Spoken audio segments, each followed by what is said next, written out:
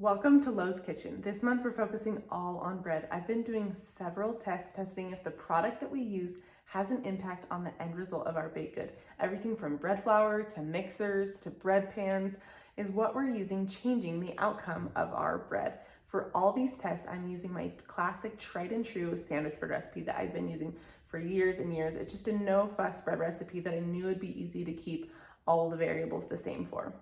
Also, it's important to note that for all of these tests, they are not sponsored by any brands.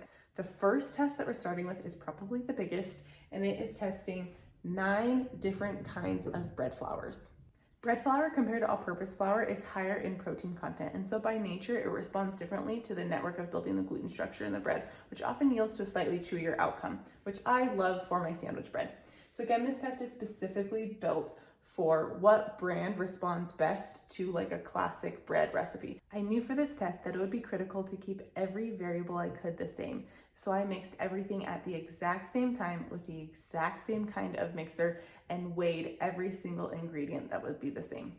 I even brought in my really good friend, Chef Lindsay, to help me out so we could try to time everything perfectly. It was mayhem, but it was so fun and so worth it. Here's the process, and I can't wait to share the results with you. So I numbered all of the bowls that correspond with all of the flours. So on every bag of flour is a number, and I just did it mindlessly. I do not remember what number 5 is or what number 9 is. So I wanted to keep it authentic. Can you tell a difference between like the look of the flours? Do any of them look different? A little, like this one's a little darker. I was gonna say that one is the darkest. It has like almost like there's malted barley in it. Yeah, that's really pretty rich color. And then some of them look really lighter. white. Mm-hmm. Yeah, like almost looks like cake flour. Yeah, bleached for sure.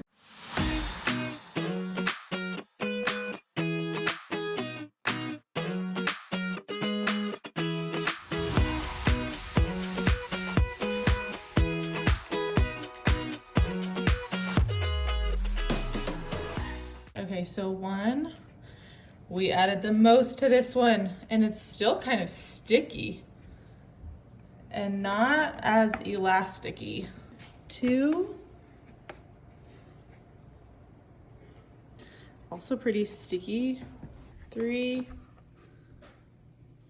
yeah, I feel like we could even add more to this one. 4 feels nice. 5's our favorite, just in terms of texture. Whoa, just look how, wow. It's like silky. 6 is also really shiny. It's not as dark, but it still looks and feels really, really, really nice. 7 is really sticky too. It almost feels like it needs more flour, and we already added flour to it.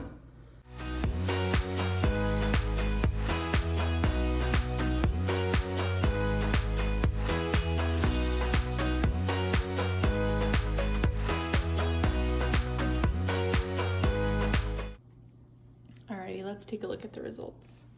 1 has a pretty good crumb structure and it feels reasonably soft.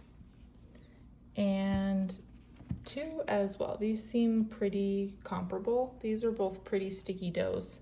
Didn't love working with the dough as much on these. Like 1 through 4 weren't our favorite doughs to work with. But I'd say 1 and 2 are pretty comparable. Same with 3 and 4. The only difference is 4 has a lot more fluff to it almost. It feels a lot lighter.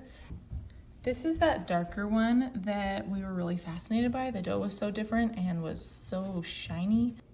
6 is by far the fluffiest. This thing was like a cloud. And then 7, 8, 9, pretty comparable in terms of how they feel. So let's dive in and see how they taste.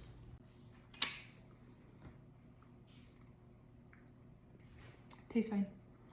I kind of like the 2. 2 has a good texture. Okay, number 3.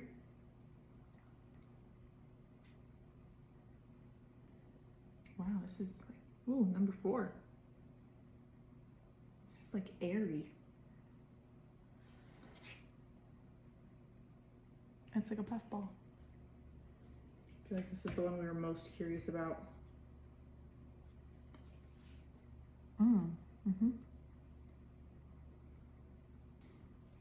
This one was also super fluffy, like reminded me of cake. Not really. Cake isn't fluffy like this.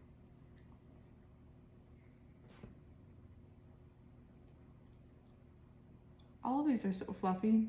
I think it's the recipe. I like 8. Number 9, our last guy.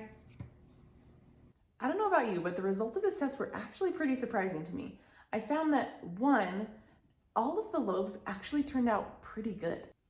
I think that's really powerful because if a brand isn't accessible to you or if budget is a strong consideration, just know you can make pretty decent sandwich bread with any of these flours on the table. That being said, there were a few brands that did really stand out, and I can't wait to talk about those. So going through them one by one, Pillsbury was number 1, Great Value number 2, and Gold number 3. I'm clustering these all together because to me, these 3 seemed pretty comparable. All 3 of these doughs were the stickiest doughs from the entire batch. Kind of almost seemed like a weaker, more stripped flour. All were great, but if you were looking for it, you could definitely tell that there was a subtle texture and taste difference compared to the other loaves. Moving on. Number 4 really hit it home for my family, Wheat Montana. This is a tricky one because it's not accessible quite everywhere yet and the cost is a little bit higher, but my husband kept coming back to this one again and again. There was something about the way that it rose and its texture and flavor that just really shined.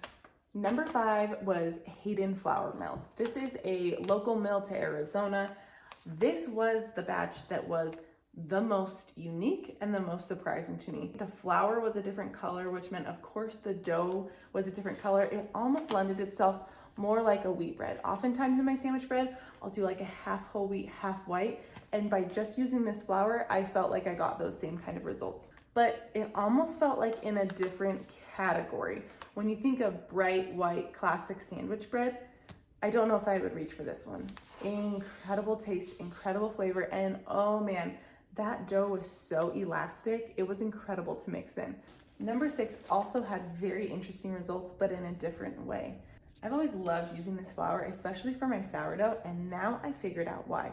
When I've tested this flour again and again compared to other flours, every single time this flour has risen the fastest.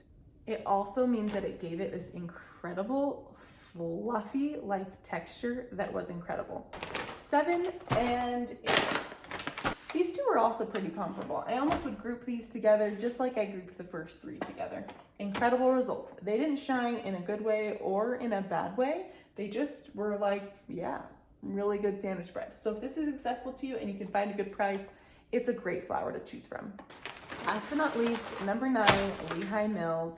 Again and again in our taste tests, both at home and outside the home when we had friends taste it, this is the flavor that kept coming back to. I don't know if it was like that nostalgic sandwich bread taste or if it was the texture. The other really good news about this flour, if you are local to Utah, this is the cheapest flour you can buy. And priced per ounce, it was cheaper than Great Value.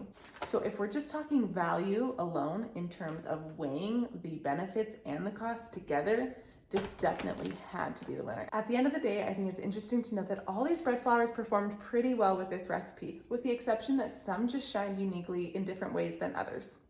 I would go for accessibility and budget, but just know whatever is available to you based on location and cost, you can still have amazing homemade bread in your home. I hope this was helpful. Keep following along for more amazing bread tests.